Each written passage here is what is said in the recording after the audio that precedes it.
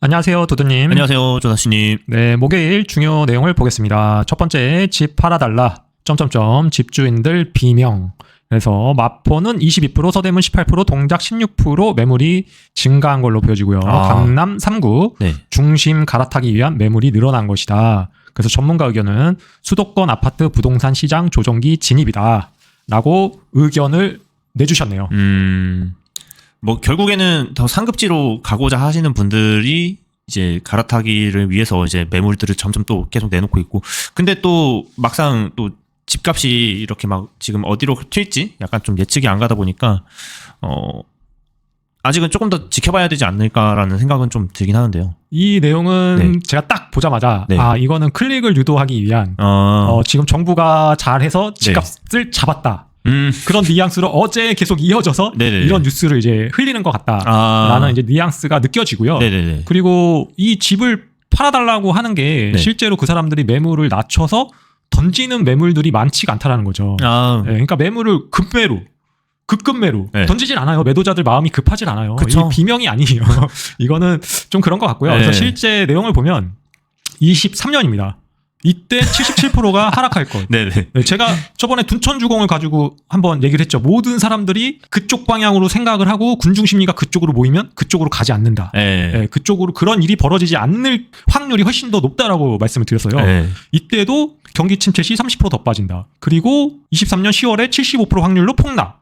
그리고 노도강 직격탄. 최고가 대비 30% 수두룩. 서울 집값 상승세 꺾이고 매물 증가. 이때도 매물 증가요. 23년 10월에. 그리고 24년 초에 치고 올라갑니다. 이게. 24년 때 초에 이렇게 해서 지수가 올라가죠. 그래서 7월 달까지 쭉 상승을 했고요. 그래서 다시 뉴스를 보면 3년 만에 뭐 쏟아지는 매물, 집값 추락의 전조일까? 이게 제가 일전에도 한번 설명드렸지만 매물이 증가하고 거래량이 감소한다고 해서 집값이 하락하고 상승하고는 상관관계가 없다라고 관련이 뭐 아주 이제 가능성이 낮다. 상관관계가 없다라고 말씀드렸습니다. 그래서 뭐 75% 확률로 폭락. 그래서 지금 뭐 데이터를 가지고 이제 뭐 예측을 하시는 것 같은데 쭉쭉 해서 뭐 괴리가 있다. 그래서 뭐 폭락을 얘기하셨는데 결국에는 맞지 않았죠. 결국에는 이런 식으로 뉴스가 쏟아지면 그쪽 방향으로 가지 않는다라고 보여집니다. 그래서 이제 조정기로 진입을 했다라고 여기 이제 표현을 했는데 제가 이제 폭락을 얘기할 때는 이때 있죠. 저점. 23년 1월 이 저점을 이탈해야 그때부터 이게 더 심각한 하락으로 가냐 마냐를 이제 그때 가서 논해야지. 지금 이거 가지고 이때는 뭐 2018년 집값으로 되돌아갈 것 막 이런 식으로 얘기했는데 여기서부터 여기까지 빠졌을 때가 벌써 30% 정도 빠졌거든요. 그래서 아파트 가격이 고점에서 30% 빠지는 경우는 흔치 않습니다. 흔한 경우가 아니에요. 거의 역사적으로 없어요. 그리고 뭐 50%까지 빠진다? 이것도 역사적으로 드뭅니다. 뭐 IMF 때라든지 뭐 서브프라임이라든지 이런 특수한 외부 대외적인 변수가 있지 않는 한 그런 폭락의 상황은 연출되지 않죠. 그렇기 때문에 이 조정기에 나는 어떠한 전략을 펼치실지 그거는 이제 잘 고민을 해보셔야 될 타이밍인 것 같습니다. 두 번째는 수도권 거주자 서울 주택 매수 늘었다. 그래서 경기 인천 쪽에서 매수 비중이 높았다. 그리고 대출 규제에 강남 3구 외 지역 매수 많아. 그리고 전문가 갭 투자 주며 4050의 갈아타기 수요가 증가한 걸로 보여진다라고 적었습니다.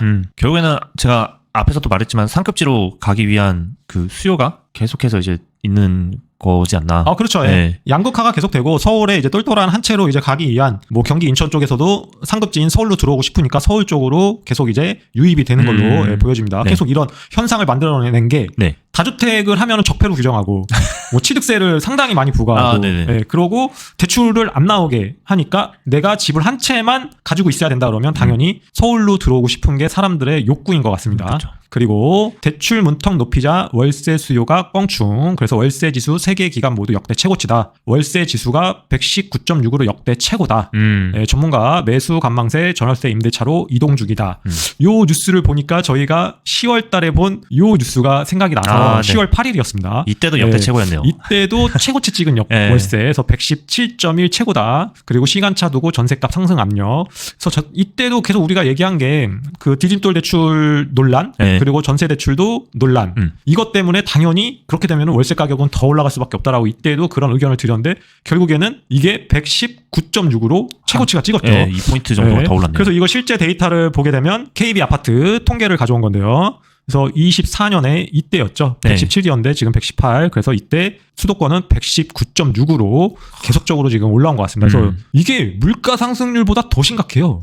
지금 112에서 118까지 올라온 거예요. 1년도 채 안 돼서. 엄청난 거죠. 정도 오른 거니까. 네. 와. 엄청나게 오른 겁니다. 그래서 이게 지금 더욱더 가속화되는 상황인 것 같습니다. 왜 그러냐면 이거 보시죠. 신축 공급을 통해 수요가 자연스럽게 분산된 상황이 아니고 네, 전월세 임대차로 이동 중이다. 네. 그래서 월세 가격 지수는 역대 최고 수준을 매월 경신 중이라고 지금 이제 이 본문에 나와 있는데 이게 그거예요. 지금 전세 대출 줄였죠. 네. 디딤돌 대출 줄였죠. 네. 이 사람들이 집을 사려고 딱 준비를 하려고 하는데 이 사람들이 대출이 안 나와. 그럼 전세로 가야겠는데 전세 대출도 또 DSR 한다 그러고 네, 전세 대출도 잘 안 나와. 그리고 대출 총량이 막혔어. 그럼 내년을 또 봐야 돼. 그러면 이 사람들이 이제 월세로 가는 거죠. 당장에 거주할 공간을 또 마련을 해야 되는 건데. 그렇죠. 예. 그래서 또 제가 이게 월세랑 전세랑 왔다 갔다라고 이제 한다고 말씀드렸죠. 금리에 네. 따라서 또 월세 내는 비용보다 전세 대출 금리가 싸게 되면은 그 이자가 더 낮아지니까 네. 전세로 또 옮겨가고 옮기고. 또 그랬다가 또 다시 월세로 이동하고 이게 왔다 갔다 하는 건데 지금 상당히 문제가 심각합니다. 그 주거 환경이 이렇게 좀 뭐라 해야 될까요?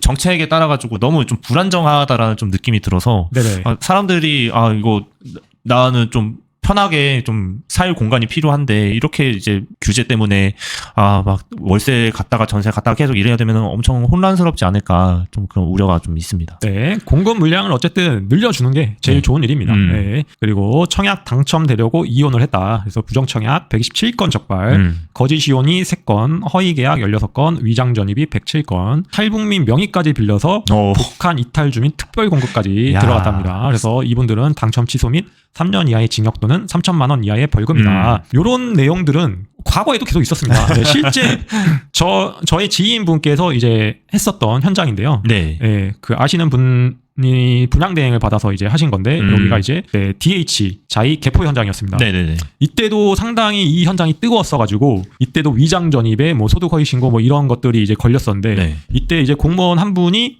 서울로 위장 전입을 했는데 이때 경찰분들이 어떻게 이걸 잡아냈냐? 실제 경찰이 모델하우스까지 왔었고요. 예, 그래서 GPS까지 다 땄습니다. 예. 와. 그 동선까지 다 따고 뭐 해외 출장 가신 분들은 또 해외 출장을 갔는지 실제 그 통신사 이동 내역까지 다 따가지고 네네. 실제 이것들을 적발을 해내는 거죠. 와. 네. 그래서 이런 사회적인 문제가 생기는 게 이제 로또 청약이라든지 그리고 지금 공급이 계속 부족하고 네. 서울은 들어가고 싶고 이런 상황들이 계속 벌어지다 보니까 이런 일들이 벌어지는 것 같습니다. 예, 참 계속적으로 일어나는 사건들입니다. 근데 이것 또한 이 뉴스를 뿌리는 것 또한 이 계속 연장선의 흐름인 것 같아요. 예, 우리는 지금 욕을 먹고 있잖아요. 뭐 디딤돌 대출 뭐 줄이고 전세 대출 뭐 이런 상황이다 그쵸. 보니까 지금 집값이 올라가는 거 우리는 잡기 위해서 뭐 그린벨트도 풀었어. 뭐 그리고 뭐뭐도 했어. 그런데 또 이런 부정청약도 잡았어. 뭐 이런 우리는 잘하고 있다라는 걸 보여주려고 하는 듯한 그런 모습. 그리고 허그 어제 나왔던 뉴스죠. 공시가 126%에서 112%로 추진. 그래서 전세 보증 추가 강화. 그리고 새 정책 추진되면 기존보다 전세값은 10%가 내려갈 듯. 전문가는 신축 단지 거품 빠질 것. 이런 내용이 또 나왔습니다. 이거를 정말 이제 하려고 하는 듯한 이제 뉘앙스 같습니다.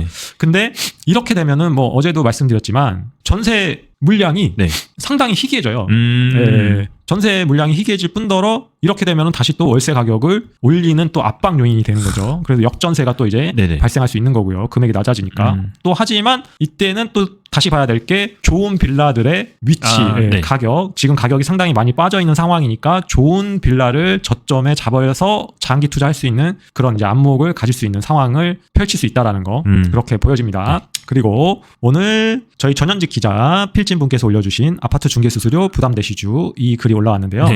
이 글을 보시게 되면은 반값 중개수수료가 한참 유행이 때가 있었죠. 네, 맞아요. 그러다가 지금 뭐 인플레이션이라든지 뭐 그리고 거래가 또 많지 않다 보니까 수수료를 30%로 할인 적용하고 있다. 이런 내용들이 있는데요. 이 글도 실제 중개를 이제 하시려는 분들은 이제 읽어보시면 좋을 것 같습니다. 오늘은 여기까지 보겠습니다. 내일 만나요. 내일 뵙겠습니다.